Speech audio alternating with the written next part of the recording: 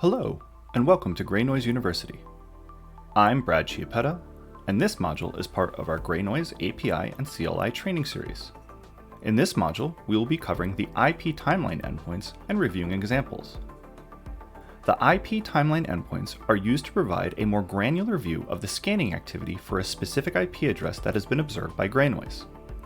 The IP timeline endpoints have three options. 1. A daily summary endpoint that provides granularity at the daily level. 2. An hourly summary endpoint that provides granularity at an hourly level. And 3. A field-based endpoint that provides daily information for a specific field.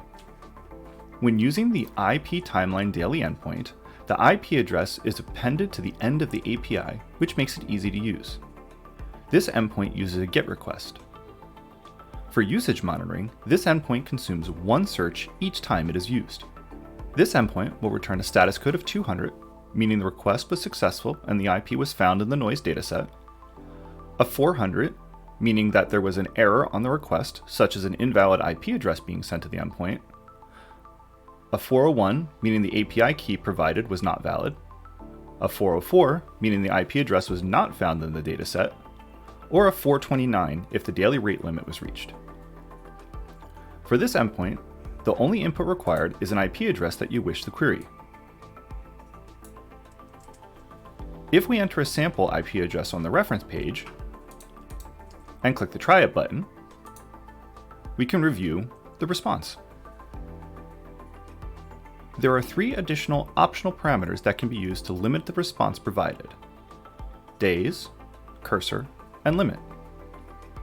The days parameter specifies the lookback period from today to retrieve events. For example, a value of 30 is provided. The last 30 days of daily summarized events will be returned. The cursor is used to pull back additional results outside of the first page size. The limit parameter will limit the total number of results that are returned by the endpoint. Let's run this same request in the CLI by copying the curl command and pasting it into the terminal. I'm also going to use a tool called JQ to help make the output easier to read.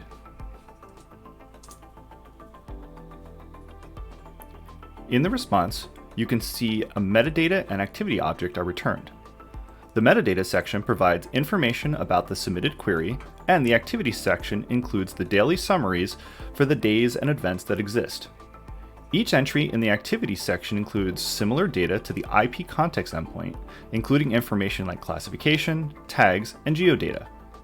The documentation page will provide you with a full example of those activity responses. Now let's look at the hourly summary endpoint. This endpoint is very similar to the data that is returned in the timeline daily endpoint, but provides events at an hourly summary level, instead of at the daily level. This means that for each day queried by the endpoint, there could be up to 24 hours of summarized data. This endpoint uses the exact same required and optional inputs as the daily endpoint, and also uses the same set of response codes. Let's run this request in the CLI again by copying our curl command.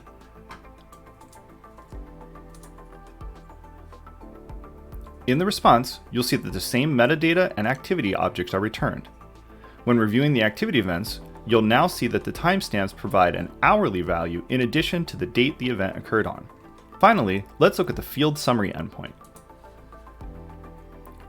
This endpoint is similar to the other IP timeline endpoints, except it only provides a period summary for a single field type. For example, if you want to see the daily classification of an IP address for each day of scanning behavior. For days when no activity was observed, data will not be returned. When using the IP timeline field summary endpoint, the IP address is appended to the end of the API URL, which makes it easy to use. This endpoint uses a GET request. For usage monitoring, this endpoint consumes one search each time it is used.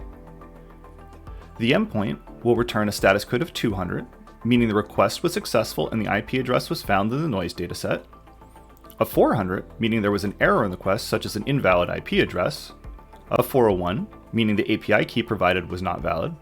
A 404, meaning the IP address was not in the noise dataset. Or a 429 if the daily rate limit was reached.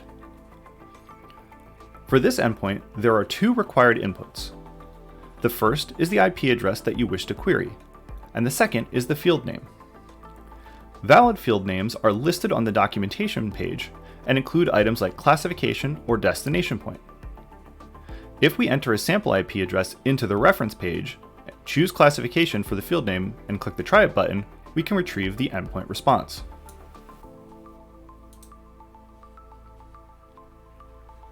There are two additional optional parameters that can be used to limit the response provided: days and granularity. The days parameter provides a lookback period from today to retrieve events. For example, a value of 30 is provided, the last 30 days of summarized data will be returned. The granularity parameter is used to control the period for which to group events. By default, it assumes a daily summary, which is an input of 1D.